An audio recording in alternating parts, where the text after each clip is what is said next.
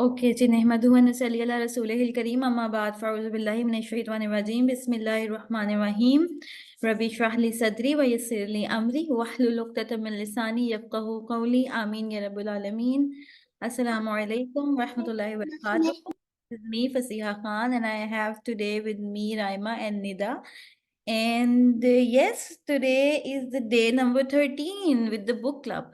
And we are moving towards a new book जो कि हमारी इस महीने की बुक है, जिसका नाम है पीसफुल पेरेंट्स हैप्पी किड्स।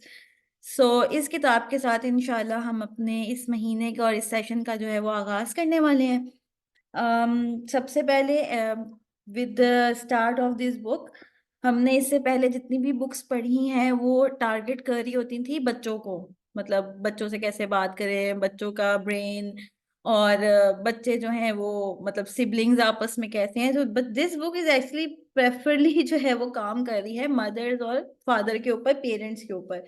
तो टाइटल से भी हमें थोड़ा सा आइडिया हो रहा है कि peaceful parents happy kids. So yes, before moving and jumping into it, let me ask from my partners. Yes, जनाब, क्या कहते हैं आप दोनों? How are you guys हाँ actually? जी, अल्हम्दुलिल्लाह हम ठीक ठाक। इसमें उसने स्टार्ट में ही बड़ी क्यूट सी बात की थी कि रेजिंग चिल्ड्रन एक बड़ा हैवी टास्क होता है और उसकी दो वजूहत हैं। एक तो ये कि स्टेक्स भी बहुत हाई होते हैं और दूसरा ये कि असल में किसी को पता भी नहीं है कि करना क्या है, मतलब how to do it. Like obviously ये हर फैमिलीज टू वेरी करती है, फिर आइडियोलॉजीज पे डिपेंड करता है, और स्पेशली हमारी तो वेस्टर्न से थोड़ी मुख्तलिफ ही होती है। तो कोई स्पेसिफिक आंसर नहीं हम दे सकते कि आप कैसे जो है वो बहुत टेरिफिक किड्स को रेज करें। Yes. लेकिन एक चीज जो रिसर्चेस से प्रूव हुई और बार बार हुई वो ये थी कि जो पेरेंट्स थोड़े काम रह के, थोड़े से अट्यून, थोड़े से कॉन्शियस माइंडफुल रह के बच्चों को रिस्पॉन्स करते हैं, तो उन उस पे ये है कि उनके बच्चे ज़रा कॉन्फिडेंट, इमोशनली हेल्दी होते हैं और मतलब एम्पावर्ड फील करते हैं वो। Yes, true that. बिल्कुल, इसमें इस चीज के मतलब अगर देखा जाए राइमा, तो इसी फ्रेज के ऊपर ही वो सारी बुक को जो है वो मोमेंटम को बरकरार रख रहा है, जो ऑथर है ना, बरकरार रख रही है। So yes, let's see. अच्छा, इसके जो इसकी बिगिनिंग नोट होता है ना हर बुक का, तो इसमें बड़े मजे की चीज थी। और वो थी कि उसने डेडिकेट की ये book and for parents everywhere whose love is shaping the next generation and transforming humanity. Our future rests on your shoulders. तो मुझे बड़ा अच्छा लगा एक तो शुरू में ही कि मतलब एक तो होता है ना कि हम हमेशा बात करते हैं पेरेंट्स के, वो शेप करते हैं फैमिली को, लेकिन when it comes to the mindful attitude towards the parenting, तो हमेशा से हम एक ही बात करते हैं कि एक पेरेंट जो होता है वो पूरी जनरेशन को शेप कर रहा होता है। So this was a very good thing. और फिर दूसरी चीज ये कि transforming humanity, so this is also something where I reflect upon के how much humanity actually needs good people. मतलब right now the situation we are in to it, कि हम देखते हैं कि हमारे पास पढ़े लिखे लोग बहुत हैं, बहुत पैसे वाले लोग हैं, बहुत ज्यादा समझदार बहुत है, लेकिन we don't need those people ना। हमें तो वो लोग चाहिए जो ह्यूमैनिटी को सर्व कर रहे हो, ना कि ह्यूमैनिटी के लिए एक थ्रेट बन जाए। So this was actually something which reflects, many things. Sometimes आपको शायद लगता है कि being a parent you reflect on many things. So कभी कभी छोटी छोटी बातें भी हमें बहुत रिफ्लेक्ट करवा देती हैं, और कभी कभी बड़ी बड़ी बातें भी हम जो हैं वो छोड़ देते होते हैं। So yes, moving and having said that, yes, the introduction comes in secrets of peaceful parents. थोड़ा सा इसका स्टार्टिंग बता दें, इसमें कितने चैप्टर्स हैं? हम्म, पहला पार्ट 1 मैं बताती हूँ, दूसरा आप बता दीजिएगा। पार्ट 1 है रेगुलेटिंग योर सेल्फ, जो कि आज हम देखने वाले हैं। और रेगुलेटिंग योर सेल्फ के अंदर सबसे पहले है peaceful parents raise happy kids, your number one responsibility as a parent. और फिर breaking the cycle, healing your own wounds, और wounds sorry, and how to manage your anger, how to stop yelling at your child. और तो बहुत कुछ मतलब आज के दिन पे है। When your child melts down, how to keep your cool, how you can nurture yourself while raising your child, and 10 rules to raise terrific kids. Okay, so this was the part 1। और part 2 में है फिर fostering connection, और इसमें essential ingredient of peaceful parents में मतलब why connection is the secret to happy parenting, फिर connection की बेसिक्स हैं, फिर एक्शन गाइड्स हैं। ये जब पढ़ते जाएंगे तो फिर इंशाल्लाह इनको डिटेल में हम्म। करेंगे। और फिर जो पार्ट 3 है वो कोचिंग है, नॉट कंट्रोलिंग। तो उसमें आगे सारे चैप्टर्स फिर उस पे रिलेट हैं। इमोशनल इमोशनल कोचिंग है, फिर raising a child who wants to behave, फिर raising a child who achieves with joy and self esteem. और उसके लिए फिर हर चैप्टर की जो है वो कुछ बेसिक्स बताई और फिर एक्शन गाइड्स भी दी हुई हैं। तो इंशाल्लाह इनको हम देखेंगे। आज हम अपना जो हीलिंग और वुंड्स है उसको ही हम मोस्टली डिस्कस करते हैं। बिल्कुल इंशाल्लाह। अच्छा, अब यहाँ से हम शुरू करते हैं इंशाल्लाह। द फर्स्ट थिंग यहाँ पे इंट्रोडक्शन है, सीक्रेट्स ऑफ पीसफुल पेरेंट्स। अच्छा, वैसे पीसफुल पेरेंट्स होने का कोई, वैसे कोई वो कहते हैं ना कि ऐसा सीक्रेट इंग्रेडिएंट तो नहीं है जो बाजार से मिलता हो, बट ये we are going to discuss कि उसमें हमें ऑथर कौन कौन सी चीजें जो हैं वो बता रही हैं। तो जनाब, पेरेंटिंग के जहाँ से वो शुरू, बुक ही वहां से शुरू हो रही है कि parenting is one of the toughest things we do. और इसका जो प्रेशर है वो कहती है कि हर जो है वो जो है हर दिन में हम देखते हैं, और बहुत सारे पेरेंट्स को जो है वो गिल्टी जो है वो कर देता होता है, और हर एक के अंदर फिर एक सेंस होती है कि यार अच्छा भी हम कर सकते थे, और सो मैनी थिंग्स देयर। तो और ये कि human beings were not design to handle the amount of stress of our modern life loads on us, which makes it difficult to hear our natural parenting instincts। अच्छा, इसके बारे में कुछ कहना चाहेंगी वैसे? हाँ, ये मुझे बड़ा इसने हिट किया था कि वाकई मतलब मॉडर्न वर्ल्ड और इंसान लगता है दो मुख्तलिफ चीज। जी। मतलब इतनी हर चीज इतनी जल्दी जल्दी जल्दी, और हम जितना भी कर लें अपने आप को, हमने ना एਵੇਂ कहीं बिजी और ये सारी चीजें ये वो। तो आप देखेंगे फिर उसमें बच्चे से कनेक्शन बहुत ज्यादा वो होता है, सफर करता है। मतलब हर चीज की हमें जल्दी है, जल्दी उठो, जल्दी खा लो, जल्दी सो लो, जल्दी नहा लो। और मतलब कोई एक ऐसा आप कह लें लम्हा मिलता नहीं है कि बैठ के, मतलब जैसे फ्री टाइम कहते हैं ना, लेयर टाइम, कि आप कुछ बैठ के रिफ्लेक्ट कर सकें, जिसे गौर व फिक्र कर सकें। तो वो ये बात उसने सही की है कि इस मॉडर्न वर्ल्ड का या आज की दुनिया का इतना प्रेशर है हमारे ऊपर कि हमें अल्लाह ताला ने जिस तरह स्पेशली माओ को डिजाइन किया हुआ है कि माएँ सपोज टू बी कूल, मतलब इनको होना चाहिए। हमारे यहाँ क्या है, सबसे ज्यादा गुस्सा ही माँ को आता है। दिस उनको मतलब माँ ऐसी होनी चाहिए कि वो बच्चे की हर हर उसको समझ आ जानी चाहिए ना, कि मेरे बच्चे की अभी कौन सी नीड है, कौन सी पूरी नहीं हो रही। लेकिन हम शायद दूर हैं अपने आप से भी, और फिर हम बच्चों से भी दूर होते हैं। True that. अच्छा, जब मैंने इस लाइन को पढ़ा था ना, तो मुझे भी इसने ना एक मतलब कहते हैं ना कि it gives me a very fruitful bite. Give me a moment.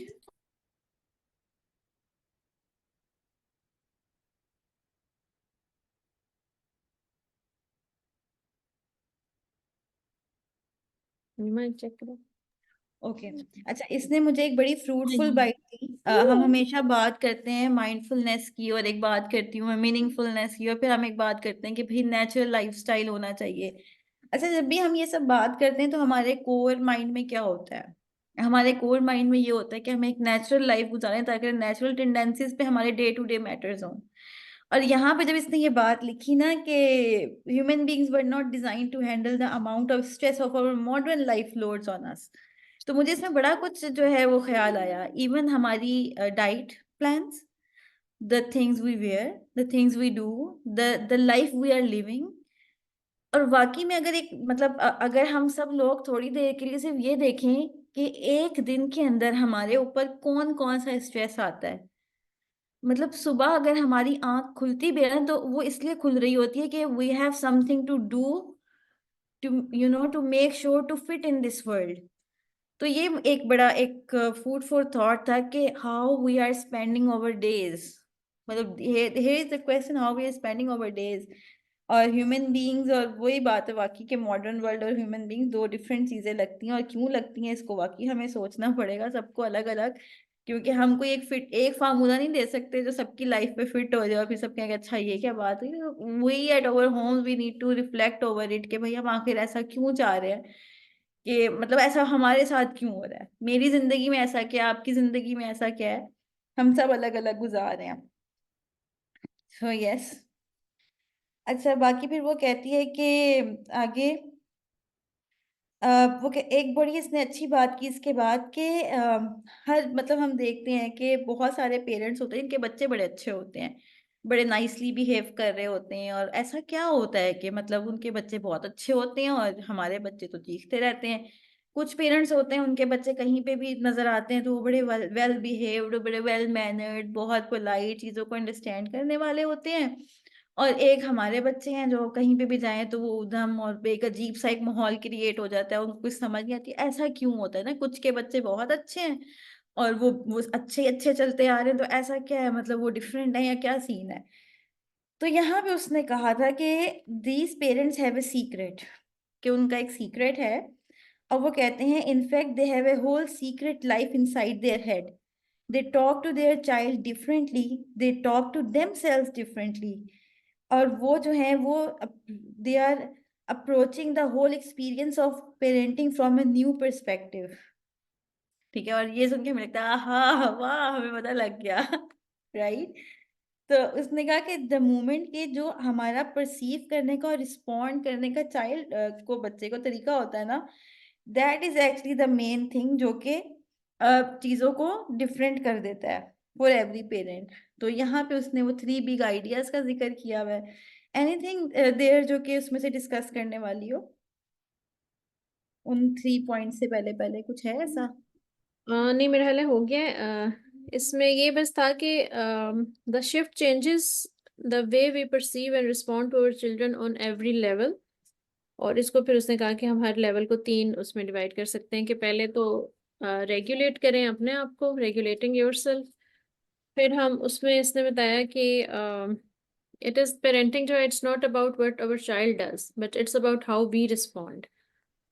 कि मोस्ट ऑफ द जो पेरेंटिंग होती है वो पेरेंट और चाइल्ड के दरमियान नहीं होती, असल में अब पेरेंट के विद इन हो रही होती है। मतलब हमें पता चलता है कि हमारे साथ क्या हो रहा है, मतलब हम क्यों इस तरह रिस्पॉन्स कर रहे हैं या हमें क्यों इतना गुस्सा आ रहा है। तो ये सारी चीजें उसमें सेल्फ रेगुलेशन में आ जाती हैं। True that, true that. फिर और हाँ दूसरा जी, लेके जाए। दूसरा है फॉस्टरिंग कनेक्शन वाला। कि फिर मतलब जब अपने आप को समझ लिया तो नेक्स्ट स्टेप ये है कि अब आप बच्चे से कनेक्ट करें। और उसमें फिर ये है कि जब बच्चे उसी टाइम आपके साथ थ्राइव करेंगे जब आप उनको महसूस होगा कि हाँ भाई आप उनको सुन रहे हैं, आप उनको समझ रहे हैं, they feel connected and they feel understood. True that. और एंड उसके बाद फिर कोचिंग। उसमें मतलब मोस्ट ऑफ द पेरेंट्स का ये होता है कि बस हमने कंट्रोल करना है, किसी तरह ये हमारी बात मान ले या मैं जो कह रही हूँ। अक्सर हम हमारे मोस्टली यही होता है ना, बस मैं जो कह रही हूँ तुम्हें करना पड़ेगा, मैं जो कह रही हूँ। तो वो चीज़ नहीं होनी चाहिए, बल्कि हमने उनको कोच करना है कि उस पे कोचिंग की भी डिफरेंट ज़रा टेक्निक्स है। बच्चों के साथ डिफरेंट तरीके से आप करते हैं, कॉन्वर्सेशंस करते हैं आप, उनको मेंटोर से मिलवाते हैं, मतलब एनीथिंग जो आपको लगता है कि उनकी वेलबींग के लिए, विदाउट उसमें कोई पोर्शन ऑफ कंट्रोल नहीं होना चाहिए। True that. और हमारे यहाँ वो एक होता है ना कि इस बात को बड़ा नेगेटिवली भी ले लिया जाता है जब हम कहते हैं कि बच्चे को कंट्रोल ना करें। सो हम्म। इस बात को थोड़ा लोग नेगेटिव देख लेते हैं कि भाई कंट्रोल नहीं करेंगे तो ये सही कैसे होंगे। देखिए इसमें एक बड़ा नुकसान ये है कि कंट्रोल तो आप कर लेंगे और आपने समझे उनको बंद बांध दिया आपने उस दरिया के आगे, लेकिन जहाँ पे आप नहीं होंगे तो वहां पे क्या होगा, मतलब you are not promise to be there with your kids you in your entire life, you know. आपके हम्म। बच्चे बड़े हो जाएंगे और फिर उसके बाद एक दिन आपने भी इस दुनिया से जो है वो जाना है। अल्लाह ताला आपके बच्चों की आप लोगों की जिंदगियां दराज करे, बहुत बरकतों वाली आफियत वाली जिंदगियां दें। लेकिन this is a very big fact कि हम हमेशा के लिए यहाँ पे नहीं आए हुए। We have to go some day, और फिर हमें बच्चों को यहीं छोड़ना है। तो और ये भी नहीं हो सकता कि सारी जिंदगी आप अपने बच्चे की आंख पे जो है वो आंख लगा के अपने बच्चे को देखते रहे कहाँ जा रहा है किससे मिल रहा है। सो आपने उनको बाहर की दुनिया के लिए ट्रेन करना है, राइट। आपने उनको उस टाइम के लिए ट्रेन करना है कि जिस वक्त आप उनके साथ नहीं होंगे।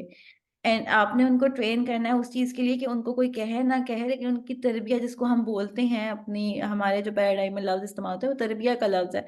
कि आप ऐसी तरबियत करते हैं कि वो कहीं पे भी हों वो अपने एक्शंस की जिम्मेदारी लेने वाले हों। तो अगर आप कंट्रोल करते रहेंगे तो कंट्रोलिंग का दौर जो है ना वो बड़ा छोटा है। और आजकल की जनरेशन को कितना भी आप कंट्रोल कर लें, आपकी सोच से ज्यादा उनका जो है ना सेंस वो काम करता है। ये तो सो कंट्रोल होने वाले नहीं है, आगे से जवाब कितने कितने ऐसे देते हैं कि बंदा कहता है कि और ये जब बड़े हो जाएंगे फिर तो सोचें क्या होगा। अभी तो छोटे हैं तो इस तरह के एटीट्यूड्स और टेंट्रम्स हैं, और जब ये बच्चे आप सोचें कि जब ये टीन एज में जाएंगे तो फिर आपको लगता है कि you will be there to control them. I mean this control is very little word, so बेहतर ये है कि हम हर चीज को रेगुलेट करें, कोच करें, कंट्रोल ना करें और बुरा नहीं माने। और बहुत सारे लोग फिर आगे से कहते हैं कि नहीं मतलब हमारे दीन में भी तो है कंट्रोल। नहीं, हमारे दीन में बिल्कुल कंट्रोल नहीं है, उसमें फ्री विल है और तरबियत है, और आपके एक्शंस और एक्शंस की जिम्मेदारी आप पे। हम कभी मतलब सीरत में ही देखते कि एक बच्चे को कंट्रोल किया जा रहा है, कंट्रोल कहीं पे भी नहीं किया जा रहा। तो इसलिए बड़ा माइंडफुली हमें इस चीज को जो है वो देखना होगा। हैविंग सेड दैट, अच्छा जी, अगली उन्होंने एक डिविएट जो हेडलाइन है कि what different about this book, इस बुक में डिफरेंट क्या है। अच्छा, इसमें ऑथर कहती है कि बहुत सारी बुक्स जो आप पढ़ते हैं उसमें ये होता है कि वो बच्चों के बिहेवियर को चेंज करने के लिए काम कर रही होती हैं, ठीक है, लिखी जाती है कि बच्चों के बिहेवियर कैसे बदले जाएं। लेकिन ये जो बुक है ना, ये इसके 3 बिग आइडियाज पे काम कर रही है, जो कि अभी हमने डिस्कस किया कि रेगुलेटिंग योर सेल्फ, ठीक है, बच्चे से अपना ताल्लुक बेहतर बनाएं और कोच करें, कंट्रोल नहीं करें।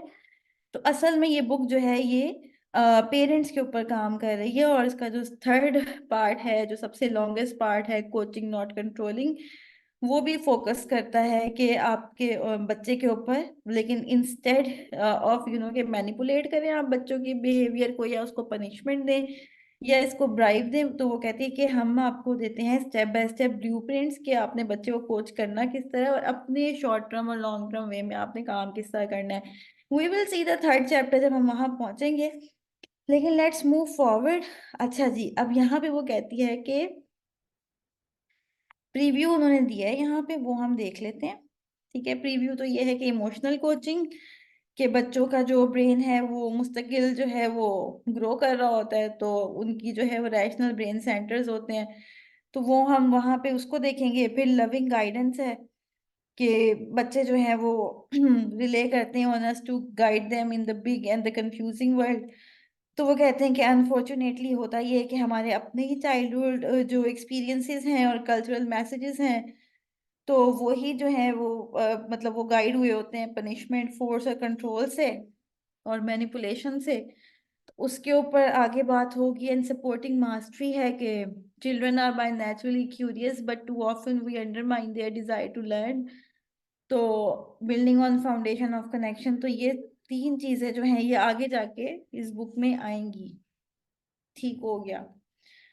आगे है you can be more peaceful parents. You can be more peaceful parents में कुछ है ऐसा जो डिस्कसेबल हो? अच्छा, उसमें एग्जांपल्स हैं बड़ी मजे की ना, कि हम असल में करते क्या है। बेटा एक मिनट, एक मिनट है। उस जिसने हम्म अभी आपने बताया ना कि भाई हम जब कंट्रोल करते हैं तो आखिर वो तो कंट्रोलिंग जब तक बच्चे छोटे हैं तब तक तो चल जाएगी, और हम्म लेकिन आगे नहीं चलेगी। और एग्जांपल उसने दी हुई है कि हम अक्सर कहते हैं अच्छा अगर इसको how will she learn to self soothe if you don't let her cry, रोने दो खुद ही चुप हो जाएगा। या praise him and tell him what a good boy he is as often as you can. हाँ, ये she is upset, quick distract her, ये हम करते हैं। और हमारे बड़ों में भी अभी ये बात है, जैसे कोई बच्चा कोई चीज मांग रहा है और उसको नहीं देना चाह रहे, ओ बिल्ली लेगी, ओ चिड़िया लेगी, एक तो झूठ हुआ, ऊपर से बच्चे को मतलब फिर बच्चे हैरान होते हैं, पूछते हैं कि कैसे जा सकती है। आप कोई इस तरह छुपाए ना कोई, हम तो बेवकूफ बन जाते थे, ये हमारे बच्चे तो नहीं बनते। वो नानो ने अगर कह दिया नहीं मुझे पता है नानो आपने पीछे कहीं रखी है या आपने इधर रखी है, ये तो फट जवाब देते हैं। तो ये वाली चीजें काम नहीं आने वाली।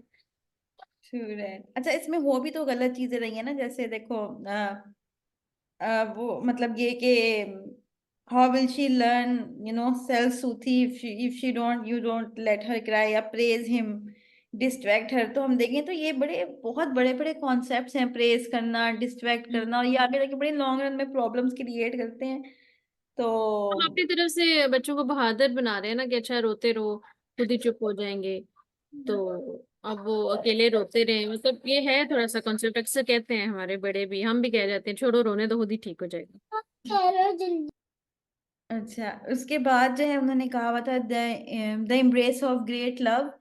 अच्छा, यहाँ पे हम देख लेते हैं, यहाँ पे भी उसने मतलब थोड़ा सा रिसर्चेस की बेस पे थोड़ी सी बात की कि अच्छा आप रिसर्चेस देखेंगे, गाइड करेंगे जो पेरेंटिंग डिसीजंस को, लेकिन यहाँ पे एक छोटा सा पार्ट है जो बड़ा प्यारा था। तो इसको हम देखते हैं और फिर हम इससे आगे जाते हैं, ताकि हम जरा एक्चुअल जो बुक है उसकी तरफ आए, क्योंकि अभी हम एक्चुअल चैप्टर पे नहीं आए हैं जो। ठीक है, अभी तक हम सिर्फ देख रहे हैं कि ऑथर ने हमें क्या क्या बताया हुआ है, तो हम सब देख रहे हैं। वो कहती है कि we all want to raise children with whom we stay close, children who adore us, children who carry on our legacy of love when they are gone. We all want our grown children to flourish with the roots and wings we gave them, to look back on childhood brimming and with the love and laughter of parents who made them feel so good about themselves that anything seemed possible.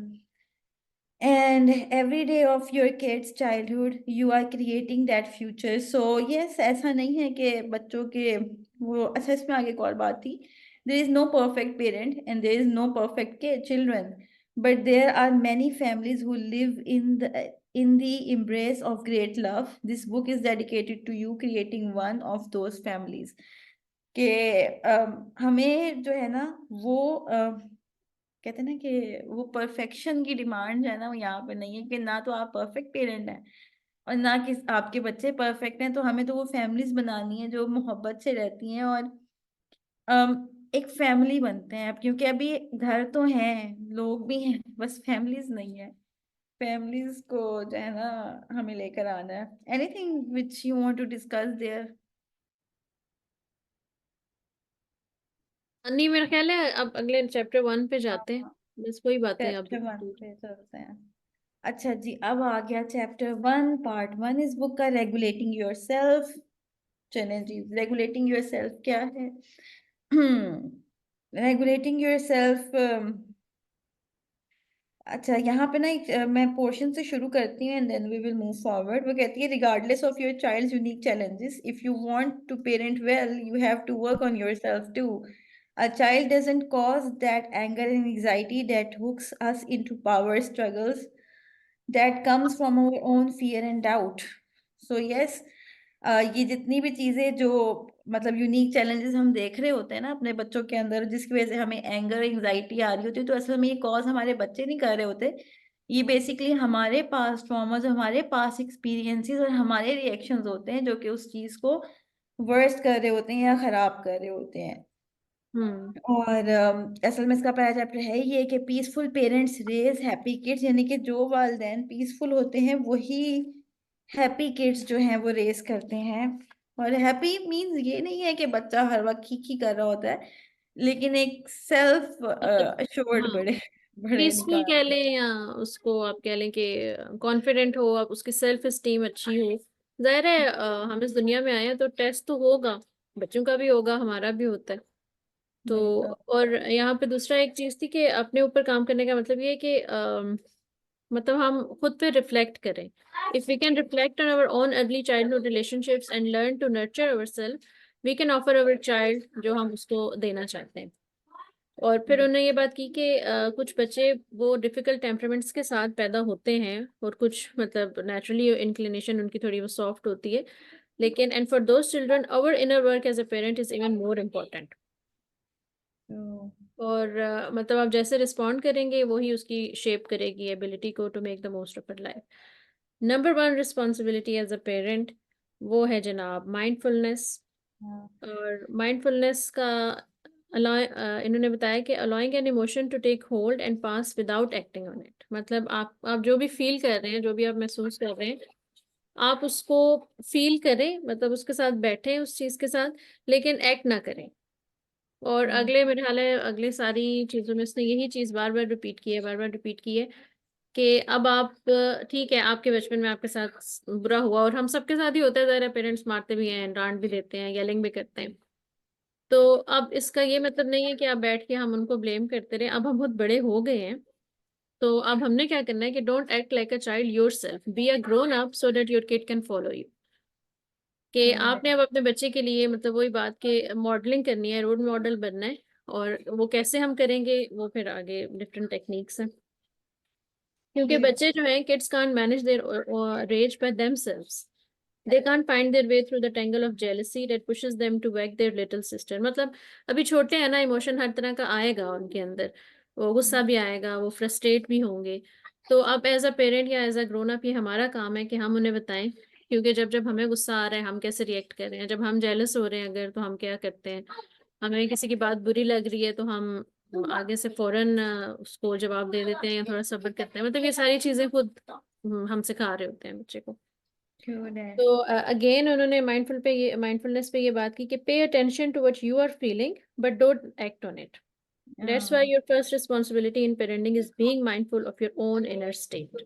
आप अच्छा, कुछ यहाँ पे आगे यही बात ना कि साथ ही एक और जो हम साथ ही कहते हैं ना इस बात के बाद के mindful of your own in state, तो साथ ही उसने कहा कि mindful is the opposite of losing your temper. और साथ ही उसने भी उसे करेक्ट किया कि डोंट गेट मी रॉन्ग, क्योंकि हमें लगता है कि माइंडफुलनेस ये है कि अगर हम ये कह रहे हैं ना कि आपने अपने टेम्पर को लूज नहीं करना, तो इसका मतलब शायद ये है कि आपने फील ही नहीं करना, आपने फीलिंग ही नहीं होगी। तो ऐसा नहीं है कि you don't feel anger. Being mindful means that you pay attention to what you are feeling but don't act on it. Anger is a part of all relationships. Acting on it mindlessly with words or action is what compromise our parenting। कि हमारी parenting को compromise क्या करता है कि anger तो आपको आना है, ठीक है, इमोशंस तो आपके पास आना ही है, आप इंसान हैं। आप कितना भी खुद के ऊपर काम कर लें, आपके हाँ जी मैं सेल्फ डेवलपमेंट पे काम कर रही हूँ, अच्छा जी मैं थेरेपी भी ले चुकी हुई हूँ, अच्छा जी मैं तो बहुत कंपोज हूँ, मतलब और मुझे कोई इमोशन जो है वो नहीं आता, तो ये पॉसिबल नहीं है। इमोशंस तो पार्ट ऑफ द लाइफ है और हर रिलेशनशिप में इमोशंस हैं। So you can not dismiss the idea of emotions from your life. कि एंगर पे काम करने से ऐसा नहीं होता कि मेरी एंगर ही खत्म हो चुकी हुई है और एंगर मुझे आ ही नहीं सकती। एंगर आनी है, आप में क्यों नहीं आनी, लेकिन इसका मतलब ये है कि आप जो है माइंडलेसली एक्ट नहीं करते अपने वर्ड्स और अपने एक्शन के साथ। तो वो जो आपको कह रही है ना कि रिस्पॉन्सिबिलिटी आपकी जो सबसे पहले है बीइंग ए माइंडफुल पेरेंट, तो वो ये है कि आपके पास गुस्सा आ गया, बच्चे ने आपका कोई भी गुलदान तोड़ दिया, आपकी कोई भी ज्वेलरी सेट तोड़ दी, कुछ भी खराब कर दिया, तो माइंडफुलनेस उस इवेंट पे उस मोमेंट पे क्या है कि बस पकड़ के ठा ठा ठा ठा नहीं हो रही, बल्कि you know okay this is what happened, हो गया सही है। तो you are not acting with your words and your actions, बल्कि आप उसको माइंडफुली देखेंगे। और वो कैसे देखेंगे, तो यहाँ पे आगे हम देख लेते हैं जी, आगे हाँ कहाँ जी, पे। ये breaking the cycle healing your yes, own wounds.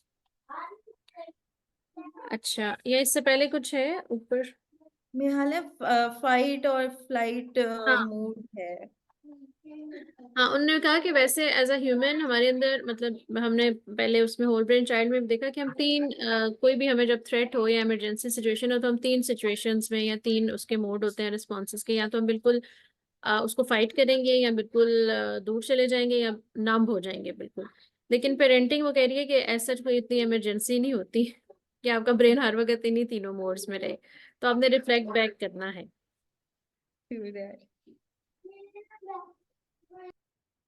अच्छा, अब आगे है breaking the cycle healing your own wounds. इसमें उन्होंने एक वो डैन सीगल जिसकी होल ब्रेन चाइल्ड थी उसी का ये कोट किया हुआ है कि in the absence of reflection history repeats itself and researchers has clearly demonstrated that children attachment to us will be influenced by what happened to us when we were young if we do not come to process and understand those experiences। अच्छा, इसमें फिजिया आप जरा explain कर दें, क्योंकि कभी हम इंसान है ना, और इंसान कभी भी खुद को इल्जाम नहीं देना चाहता। जब मैं इस तरह की कोई बात करूँ ना, तो या मैंने सपोज बच्चों को डांट दिया गुस्सा, फिर मैं जब रिफ्लेक्ट कर रही होती हूँ ना, तो मैं कहती हूँ अच्छा क्योंकि अम्मी ने मुझे मारा था ना, इसलिए मैंने इसको मारा है। मतलब I just justify my self कि अम्मी ने मुझे मारा था ना, मुझे गालियां पड़ती थी ना, मुझे चीखें पड़ती थी, इसलिए अब मैं इनको इस तरह कहती हूँ। मतलब मैं चोर दरवाजा ढूंढ रही होती हूँ, हालांकि आई नो कि I am now responsible for my actions. तो ये बताएं कि ये जो चोर दरवाजा है ये कैसे खत्म हो सकता है? अच्छा, मुझे ये लाइन इतनी पसंद है ना इसकी कि कहते हैं ना जिसकी कोई हद ना हो। तो ये यही प्रॉब्लम है ना, मतलब हमारा प्रॉब्लम क्या है, मतलब हम सबका प्रॉब्लम क्या है, why we keep doing such things and why we keep making excuses for something which we really don't want to do, right? हम कर भी देते हैं, हम एक्सक्यूज बनाते हैं, ओके, एक सर्टेन लेवल तक मुझे लगता है कि being a human we supposed to make mistakes, right? मतलब this is how it's supposed to do ना, we are human beings and human beings supposed to make mistakes, right? हम इंसान हैं, हम निस्यान होता है, and I own this thing कि okay, this is the fine thing, and on the and another hand कि अगर गलती हो भी जाती है तो the first thing is we start judging ourselves so early, मतलब right now you are judging yourself कि ओहो मैंने गलती कर दी, okay you did it, right? कोई बात नहीं, this is a part of a parent life, करते हैं। But when it comes to reflections, तो हम हमेशा ये देखते हैं कि जब हम रिफ्लेक्ट करते हैं तो हम रिफ्लेक्ट किस एंगल से कर रहे हैं, are we only reflecting to justify the thing और आर वी रिफ्लेक्टिंग कि we are getting our self back out of it, मतलब हमने इससे बाहर निकलना है या हमने इसको जस्टिफिकेशन के लिए रिफ्लेक्ट करना है। Why don't we change a little pattern of reflecting on such events, ठीक है? मतलब छोड़ो, जो जो होना था वो हमारे साथ हो चुका हुआ है already, and we take it मतलब हम हमारे साथ जो बीइंग ए पेरेंट, जो हमारे साथ सबसे बड़ा प्रॉब्लम होता है ना, वो ये होता है कि हमारे पास्ट जो इवेंट्स होते हैं ना वो हमारे साथ चिपके हुए होते हैं, ठीक है? और वो हर इवेंट पे हमें याद हो रहे होते हैं। So I always say one thing कि we have to let go every event, हमें हर इवेंट को एक दफा रिफ्लेक्ट करके रिजॉल्व करके उसको क्लियर देना पड़ता है। When you don't give the clear to your feelings and your emotions, they keep coming to you, and the only way you can do it is by reflections. Reflect over it, change the pattern of your reflections. Sometimes parents and mothers especially says कि हम reflect करते हैं, वो reflect करना ये होता है कि अच्छा उसने ये कहा था, मैंने ये कह दिया, और फिर बच्ची ने ये कहा, और फिर मैंने ये कह दिया, अच्छा ये तो मैंने यहाँ भी सुना था, ये इस वजह से आ गया। Change the little direction of your reflections, change it little bit, see, okay, what I can do next. That was the past, okay, it's done and dust, and whatever happened to me is just happened, okay, forgive it now. Forgiveness और clear देना बड़ा जरूरी है। और अच्छा मजे की बात ये है, you can even talk to your mother about it, and this give a very big वो एक बड़ा रिलीफ देता है, चाहे उनसे मजाक मजाक में कर दें, बट टेल हर कि okay this was the thing which impacted me in that way, actually I did it, right? मजाक मजाक में डिस्कशन है, but I shared everything, whatever hurts me in the past, चाहे वो किसी फ्रेंड के साथ हो, किसी के साथ कोई बात हुई हो, आई डिस्कस दैट थिंग, चाहे वो मतलब चाहे वो इन लॉज में ही हो, कर दो, बता दो सामने वाले को, यार this was something in the past which happened and that impact me, clear दे दें, and when it get the clear the peace comes in। और अगर वो मतलब ऐसा होता है समटाइम्स शायद कोई इंसान हो ही ना हमारी लाइफ में, ठीक है, then you can always ask some coaches कि वो आपको हेल्प करें to give that feeling a clear, ठीक है? किसी भी थेरेपिस्ट के पास जाएं जो कि क्लियर दे सके आपको, अगर वो दे सकता है वेल एंड गुड, से पूछ लो क्लियर दे सकते हैं इमोशंस को कि हाँ ठीक है तो दे दो, अगर वो कि नहीं दे सकता, honestly don't do it, just work on your reflections more and see if you get someone जो कि उस फीलिंग को, उस इमोशन को क्लियर दे दे। जब क्लियर मिल जाते हैं ना, वो उसको काम आ जाता है, अंदर सुकून आ जाता है, वो जो हमारे अंदर अनसेड चीज है ना, हमने कहा नहीं है कभी किसी को, जिसके साथ जिससे प्रॉब्लम इनिशिएट हुई थी, कभी उसको कहा नहीं है, उसके साथ डिस्कस नहीं हुआ, तो जब वो हो जाता है तो वो एक पीस आ जाता है, चाहे बहनों बहनों में होती है, समटाइम्स मुंह पे नहीं बता पाती हम सारी जिंदगी, इसलिए नहीं सामने वाले को बताते, उसको बुरा लगेगा। अरे भाई बताने का मतलब ये नहीं कि सर फाड़ के आना है, बताने का मतलब ये है कि दो पढ़े लिखे समझदार बालिग और आकिल इंसान एक दूसरे के सामने बैठ के एक दूसरे से बात कर रहे हैं, और हमारे यहाँ ये कॉन्सेप्ट नहीं है, मतलब हमारे यहाँ ये कॉन्सेप्ट गलती से भी बिल्ड नहीं करते कि दो बहनें, ठीक है, या दो दो बहन भाई एक दूसरे के साथ एक जगह बैठे और वो उसको बताएं कि फलां उम्र में तुमने ये कहा था और वो अभी तक मुझे दुखी मैं हूं उस बात से। और हमने वो जर्फ भी नहीं बिल्ड किया हुआ कि सामने वाला ये सुन के एक दफा ये कह दे कि आई एम सो सॉरी अगर मैंने उस वक्त कहा था, उस वक्त मेरी अक्ल और समझ इतनी थी। अगर आज ये बात होती तो शायद मैं ऐसे ना कहती।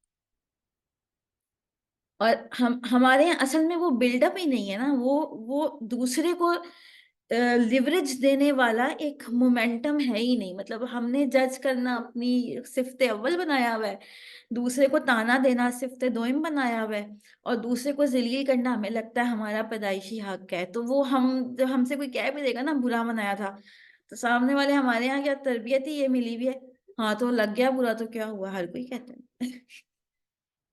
हर कोई कहता है, हर कोई ऐसा ही है।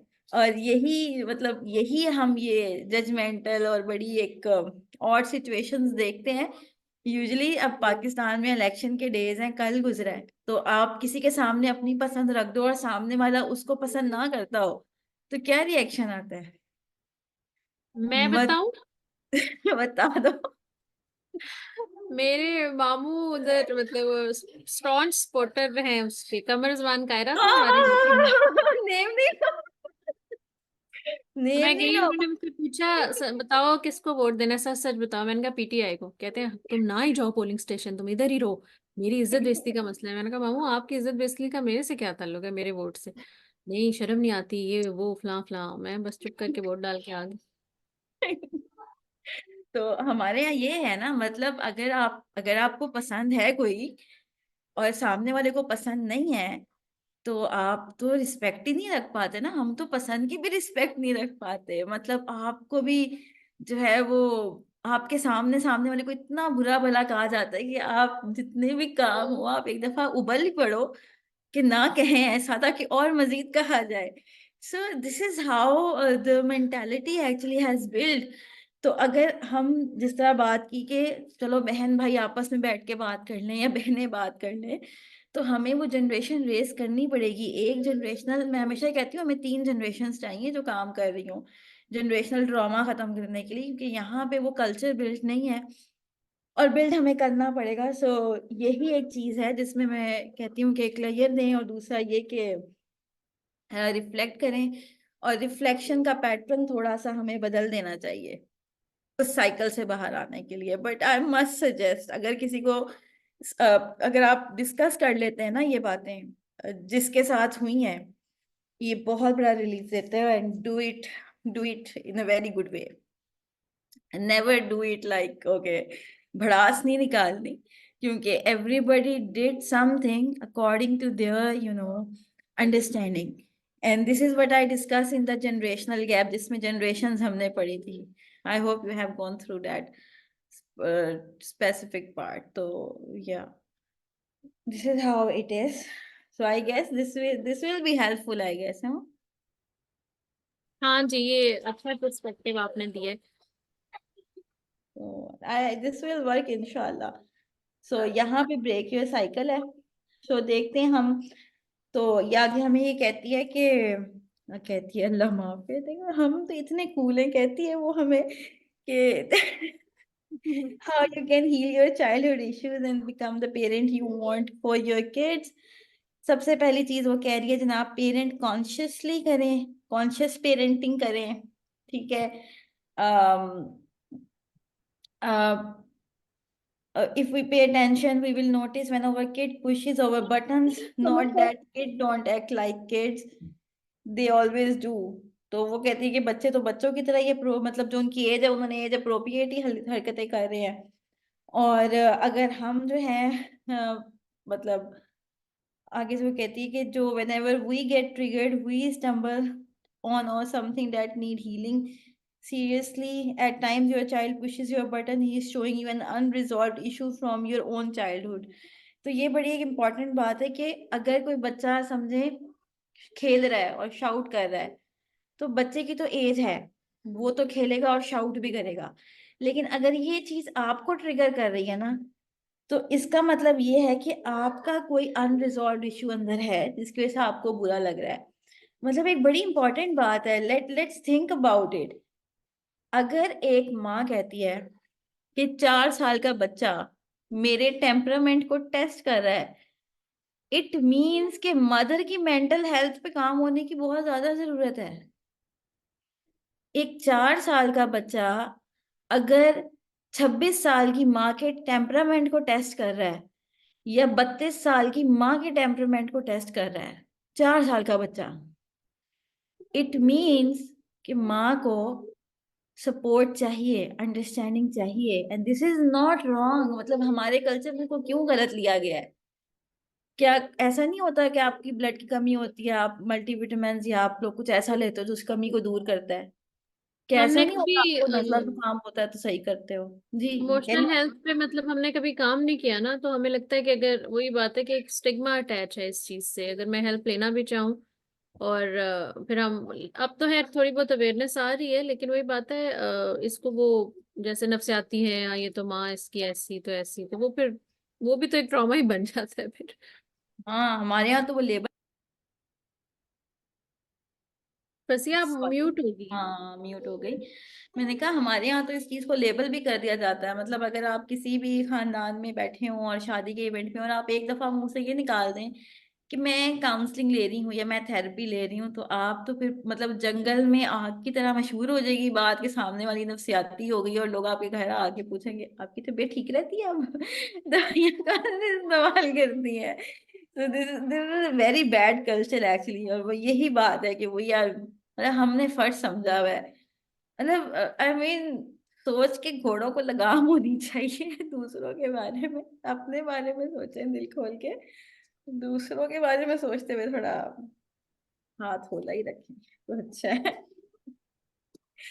तो यस, तो ये थी एक चीज पहली, पेरेंट कॉन्शियसली वाली में। दूसरी क्या थी? दूसरी आप शेयर दूसरी, करते हैं। हाँ दूसरी थी break the cycle, use your inner pause button. तो वो कह रही है कि आप ठीक है किसी बात पे आ गया गुस्सा, वही बात है गुस्सा तो आएगा, लेकिन आपने क्या करना है कि चुप हो जाए। बिल्कुल, take a deep breath and hit your pause button, remind yourself of what is about to happen, और close your mouth even in the mid sentence, मतलब अपना मुंह बंद कर लें। जैसे वो एक और जगह मैंने कहीं पढ़ा था कि parents should have a teeth marks on their tongue जब वो बच्चों से डील कर रहे हो।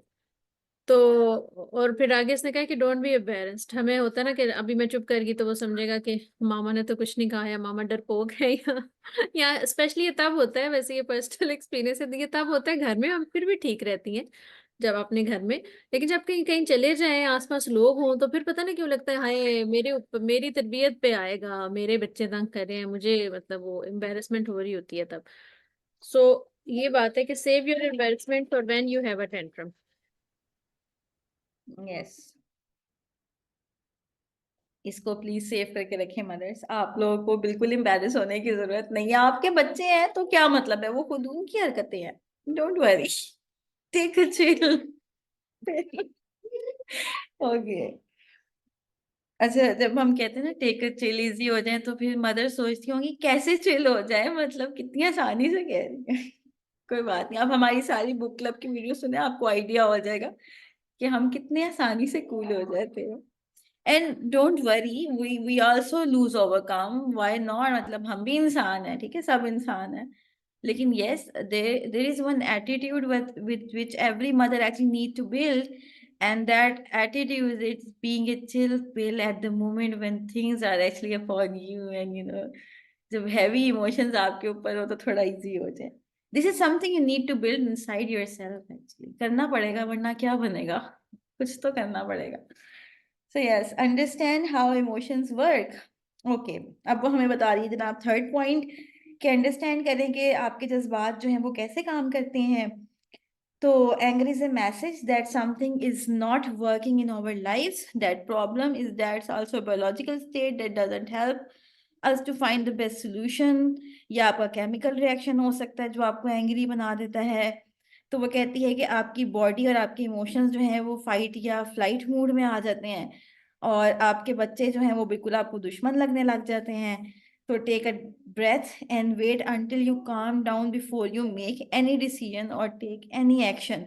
तो उस मोमेंट पे बाबा कहती है कि जब आपको ये सब, मतलब जो भी आपके अंदर जिस भी वजह से आप एंग्री हो ही चुके हैं और आपको हर चीज बुरी लगना ही शुरू हो गई है, तो उस वक्त एक सांस लें, और वेट करें until you calm down before you make any decision or take any action। अच्छा ये कैसे होगा, ये क्वेश्चन है। यहाँ पे ना आगे इन्होंने, मतलब अभी हम 2-3 और पॉइंट्स डिस्कस करते हैं, उसके बाद आगे हम यही डिस्कस करेंगे कि how to manage your anger. तो हम इसको जरूर डिस्कस करेंगे। ये मतलब कहने में इतना छोटा सा पार्ट था बीच में, और आपको शायद लग रहा हो कि कैसे होगा, तो इंशाल्लाह आगे हम इसको डिस्कस करते हैं। यस, यस, नेक्स्ट पार्ट आप करते हैं। जी, नेक्स्ट वो कह रही है कि hit the reset button on your own story, कि जो हो गया उसमें चाइल्डहुड में वो हो गया, but you can change your own story. और उसमें ये कि आप देखें, जिस तरह एक एग्जांपल उसने दी कि if your father abandoned the family and you concluded that you weren't good enough, तो अब आप उस चीज को, मतलब उस चीज से निकलें। It's the time to set the records, कि भाई अब अपनी, आप कहते हैं ना, जिस तरह कहानी खुद लिखें। आप बच्चे थे, आपको प्यार और तवज्जो की जरूरत थी, नहीं मिली, अब इट्स ओके, अपने आप को खुद वो तवज्जो दें। And work on your emotional health या वुंड्स जिसे हम कहते हैं।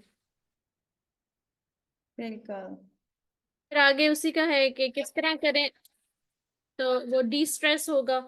उसमें तो एग्जांपल दी हुई है, जैसे रेगुलर एक्सरसाइज है, योगा वगैरह, और स्लो डाउन हो, मेडिटेशन करें।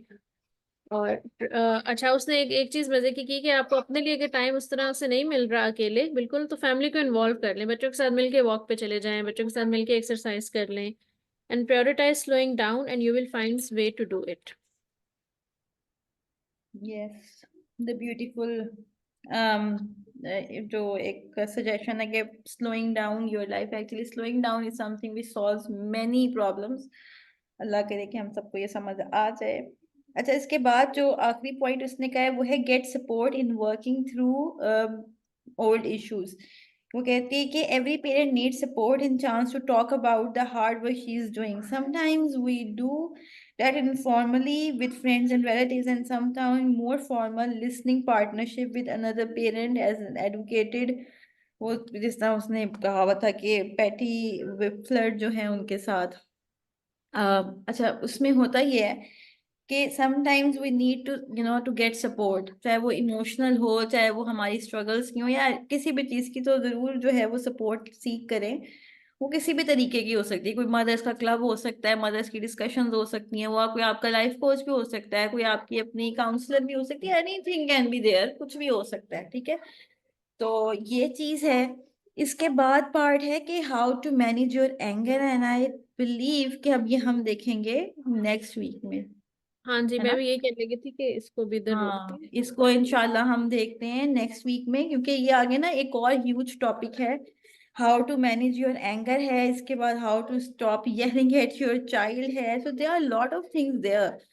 और मतलब this book actually has content a lot of content. Hmm. मतलब इस वक्त हम लोग चैप्टर 1 को छोटा समझ रहे थे, एंड इनिशियली हमने सोचा था chapter 1 is a small chapter, but yet we are in the middle of first chapter and a lot of there. So hmm. even if it takes the 5 weeks, we will happily do that, because this book actually need times to understand and to reflect, and especially for parents, I guess this is a blessing if we discuss it, in a हाँ, ये in a बड़ी well research सी effective है, way। Doctor Lara मारहम की, बड़ी अच्छी वो है। Yeah. उनका वैसे भी एक्सपीरियंस भी है काफी, और Mm. उनके कोर्सेज भी ना हैं उनकी वेबसाइट पे। और ये कि ये बुक टाइम मांग रही है, मतलब this is not the book कि जिसको आप डिस्कस कर लो और निकल जाए।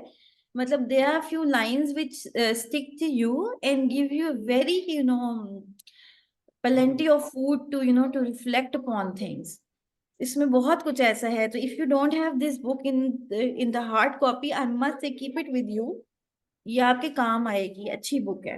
You hmm. Must have the notes of it, and it's a good one. अगर आप इसको इंटरनलाइज कर लेते हैं फिर तो बहुत ही अच्छा है।